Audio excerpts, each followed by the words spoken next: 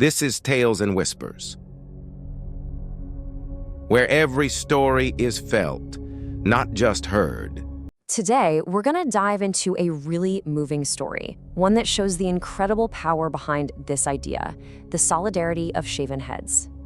You know, at its core, this is a story about two different kinds of battles happening at the exact same time. One is a physical fight against a terrible illness, but the other is an emotional fight against the fear of being all alone. So let's start with that first battle and the young boy who's right at the heart of this whole thing. So, meet Harry Mills. He's just 9 years old. And back in July of 2023, his world and his family's world got turned completely upside down when he was diagnosed with a rare form of bone cancer. But here's the thing, and this is so important to understand, it wasn't just the illness he was fighting. Harry was up against this second hidden enemy. It's a fear that honestly, anyone at any age can understand. The fear of having to go through it all by yourself. Just to give you a sense of what he was up against, the diagnosis comes in July. But the road ahead, man, it was going to be tough. We're talking 18 separate sessions of chemotherapy. And with chemo, there was a very real chance he would lose his hair, and with it, a piece of what made him feel like himself. And it's right here, in the face of that incredibly daunting journey, that this story does something amazing.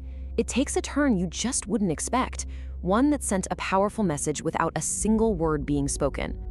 I mean, think about it. Harry knew the chemo was coming, right? He was probably bracing himself for feeling sick, for looking different. But what he couldn't possibly have prepared for was what his friends did next. 12. Just let that number sink in for a second. 12 of his best friends. Yep, 12 of his classmates, and even his own dad. They all got together and did this one simple thing. They shaved their heads. All of them. And look, this wasn't for some TikTok challenge. It wasn't for likes. It was for an audience of one. The message they were sending, without saying anything at all, was crystal clear. We're with you. You are not doing this alone. You know, when something this pure, this powerful happens, it just doesn't stay a secret. What started as this amazing personal gesture, well, it created this huge wave of empathy. I mean, just look at the contrast here. It all starts with one simple act, but it ends up having this massive impact.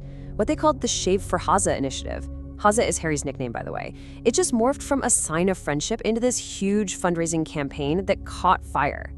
And the results? Just wow. Over £30,000. That's a ton of money raised for a foundation that helps kids with cancer and their families. All of that sparked by a bunch of friends and some hair clippers. And this wave of support just kept growing. It was totally contagious, even inside Harry's own family. First, you have his 12 friends shaving their heads. And then his 2 sisters see this, and they're like, we have to do something too. So they go out and walk 80 miles to raise even more money. The story just didn't stop there. It exploded. It got so big that it reached famous people, like the singer Harry Judd and the soccer superstar Virgil van Dijk. And they were so moved, they actually sent personal messages of support right to Harry. So when you take a step back and look at this whole thing, what does it all mean? What's the real lesson here? Well, that brings us to this idea of being stronger than fear. If there's one thing this story screams from the rooftops, it's this: friendship really can be stronger than fear. I mean, these kids were looking at something absolutely terrifying, right? But instead of feeling helpless, they chose to act. They chose to stand together. And maybe the most incredible part of all of this, we're talking about kids, 9-year-olds. They showed us all that compassion, that real humanity. It doesn't have an age requirement. You don't have to be a grown-up to get it.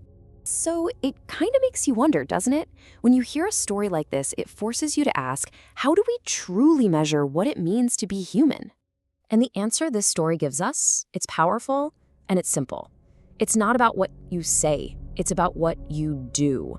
It's measured in action. It's measured by showing up and standing right next to the people you love when they need it most. Simple as that.